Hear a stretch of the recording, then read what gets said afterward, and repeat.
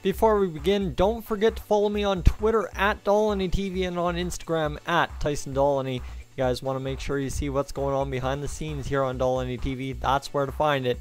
Let's get going. This is Dolynny TV, guys. A big welcome back to NHL 19 here on the PS4. Of course, a huge little boost today because we've got a little bit of stuff put back together the old ways if you're an Oilers fan, right? We've got Puljujarvi, McDavid, and Draisaitl on the top line. So McDavid and Draisaitl, if you missed last episode, that's why I'm covering this right now.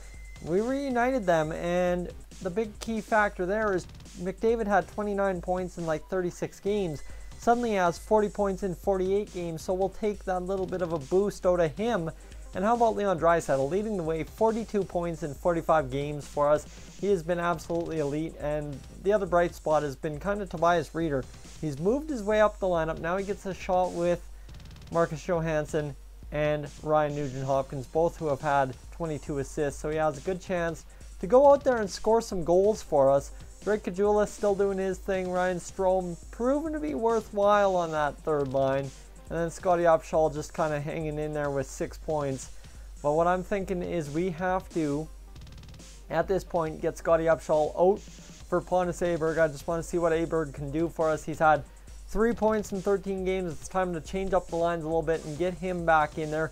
Klefbom, Larson, Sekera, Nurse, because we traded, yes, we traded away Chris Russell last episode. And of course Ethan Bear, who's grown up to a 77 overall. His offensive awareness is an 81, so not quite great, but still developing. And his defensive awareness is growing to an 83. So we're taking the benefits where we can get them with Ethan Bear, that's for sure. Without further ado, I have one last thing I would like to do, but we'll get to it later. I'd like to just do a trade, but maybe I'll do that off screen. I'll show you who I'm trading, just so as you're aware, and we'll get back like a 7th round pick for him, and we'll be good to go. But either way, we have to get up to the trade deadline here, see where we sit. You see, we're second in the Pacific right now, I do believe, so we have to get closer, and we go on our bye week. That's going to be tough. We go on our bye week, so we'll go 5 games. You see, we finished the game against Calgary, but first we got to go view the updated scouting draft class, and let's see what's going on. Easton looking good. Kirby Doc, we've got a scout on him. Same with Peyton Krebs. Capo Caco, we need to get a scout on him. Bowen Burnham. See, we've got quite a few of these mid-grade guys really ranked well. That's the big thing. We've got them ranked. Well, when you go talk about goaltenders, guys, we're targeting, right? I'm targeting Kolznick. He's an 80. He held straight at 80. That's good news for us, of course. Then you've got Pavlet, but a guy like Dykhouse, who we've scouted. Then you've got as well a starter potential in Ronning, who's sticking around 171. Those are guys I'm really targeting. Carolina, we get a 3-1 win. Detroit, 4-3 win. Suddenly we're 30 wins before January's even up. Well, at the end of January because of our bye week. So right there, a good start. And how about this? Andrej Sekera, a 3rd and a 4th for 2 seconds. That's a hell of a trade, especially considering Andrej Sekera is rated as a 7th defenseman. But just because of the way he fits into our top 6, we need to keep him, especially for a playoff run. So that's unfortunate for us, kind of sort of keeping that cap hit around. 3-2 overtime loss to Montreal, and then Chicago will finish things up here rather quickly. Now, San Jose really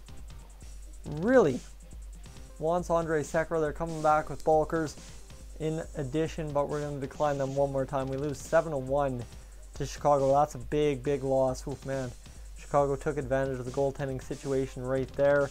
You see, we sit 2 points out of first. We are 2 points out of first. We are the top winning club in NHL 19's Pacific Division in 2018-2019. That's not bad.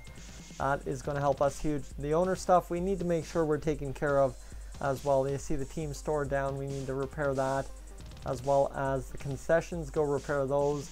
And the last thing is the parking lot. Maintain that a little bit, and we should keep the energy flowing through the building for sure.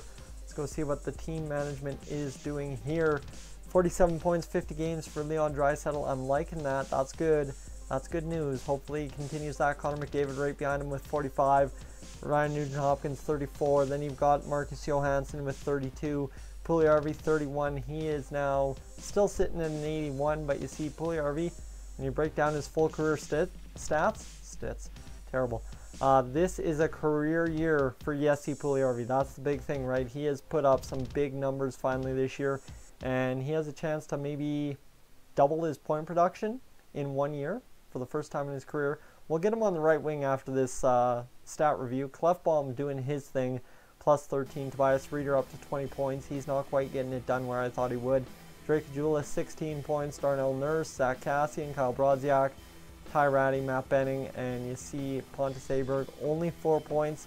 I think we're going to get him on the second line, see what he can do for us. Andrei Sekera putting up 4. Adam Larsson still with only 3. And Ethan Bear with 4. So it's a challenge. We'll review the goalies in a little bit here. I'm not too concerned about them. They've been very good for us all season long. Obviously, you don't win 31 games without your goaltenders, that's for sure. Especially the way our offense has been this year. So let's get Draisaitl over on the left wing. See what that generates for us, and let's get Pontus Aberg up onto the second line. He is a sniper, so that should help us a lot, right? The shot is great in terms of being a 78 overall, so he should be able to do something. He's a medium top 9 potential, so just need him to click, and we should be fine. That's what I'm expecting. Anyway, let's go review the AHL lines quickly here. Just want to show you Kailer Yamamoto up to a 74 overall, so he's growing 1.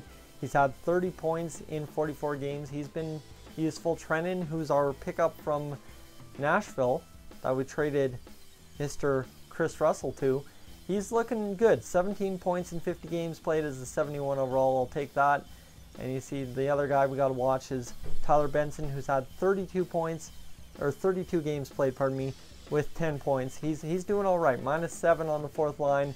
We can work with that a little bit, that's for sure. And then you go down to the defense. Where is our man, Caleb Jones, who's working with Yerbeck. He's got 6 points, but I don't know. I really don't like it. Jason Garrison has more, so we're going to move Jason Garrison up to that top line. Even Keegan Lowe in 18 games has more points. So Caleb Jones not putting up the offensive numbers like he used to in NHL 17. Either way, I'm going to be fine with it and pretend like he's still doing an excellent job because he's one of my favorite Oilers rookies in the system. That is for sure. So we got to get up to the trade deadline here. We'll go up to this game against the New York Islanders. That should get us a couple of days out, and we should be able to see what we need come trade deadline time. I definitely think a left winger on the second line is looking like it. You see Tlapik, third, second, and no, that's not a good trade. Come on now, Ottawa. You got to offer us a little bit more. A little bit more would be fine there, and we'd be good, but we're taking losses now back to back to back.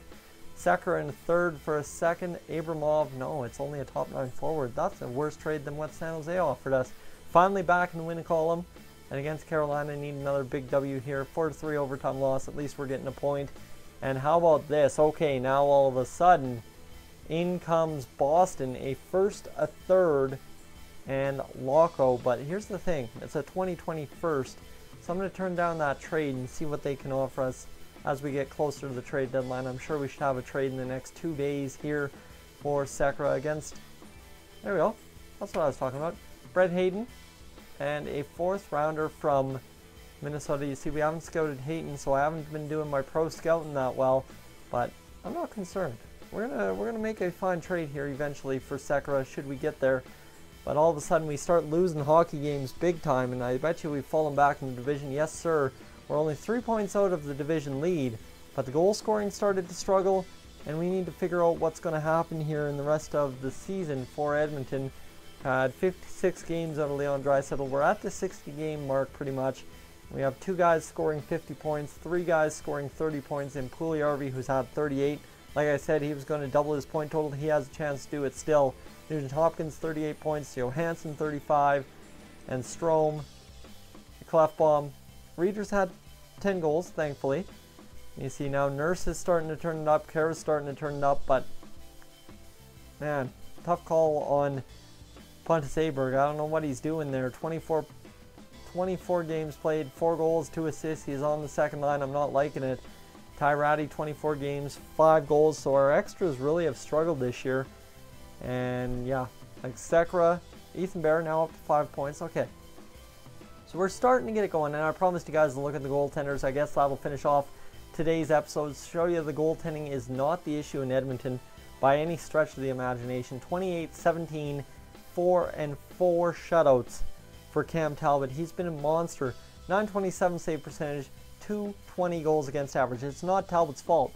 We just don't have enough goal scoring, and we need to find ourselves a bona fide sniper on that second line. That is for sure.